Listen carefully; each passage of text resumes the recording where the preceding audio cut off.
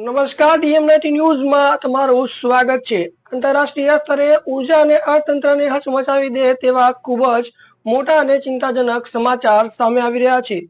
ઈરાને વિશ્વના સૌથી મોટા એલએનજી એક્સપોર્ટ ટર્મિનલ પર મિસાઇલ હુમલો કર્યો છે, જેની સીધી અસર ભારતના સામાન્ય માણસના ખિસ્સા પર પડી શકે છે। દોહાની ઉત્તરે આવેલા કતાર એનર્જીના રાસ લાફાન ઇન્ડસ્ટ્રીયલ સિટીને ગુરુવારે વહેલી સવારે ઈરાન દ્વારા બેલિસ્ટિક મિસાઇલોથી નિશાન બનાવવામાં આવ્યું છે।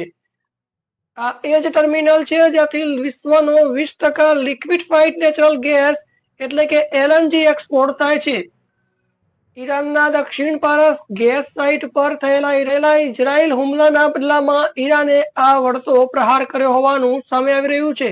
કતારના ગૃહ મંત્રાલયે રાહતના સમાચાર આપતા કહ્યું છે કે સુવિધામાં લાગેલી આગ પર હવે કાબુ મેળવી લેવામાં આવ્યો છે અને કોઈ જાનહાનિ નથી થઈ, પરંતુ આ હુમલાની આફ્ટર ઇફેક્ટ ઘણી ગંભીર થઈ શકે છે। માત્ર કતાર કે મધ્ય પૂર્વની સમસ્યા નથી, આ ભારત માટે પણ એક મોટો માથાનો દુખાવો છે। ભારતને તેની જરૂરિયાતનો 40% ગેસ કતાર પાસેથી જ મેળવે છે।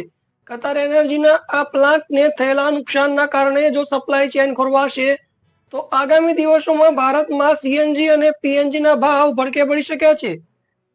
એટલું જ નહીં, ખાતર મોંઘું થતા અને અંતે તમારું રસોડું પણ મોંઘું થઈ શકે છે। પાવર ટેરિફ વધવાની અને ઉદ્યોગોના માર્જિનમાં મોટો ફટકો પડવાની પણ પૂરી શક્યતા છે।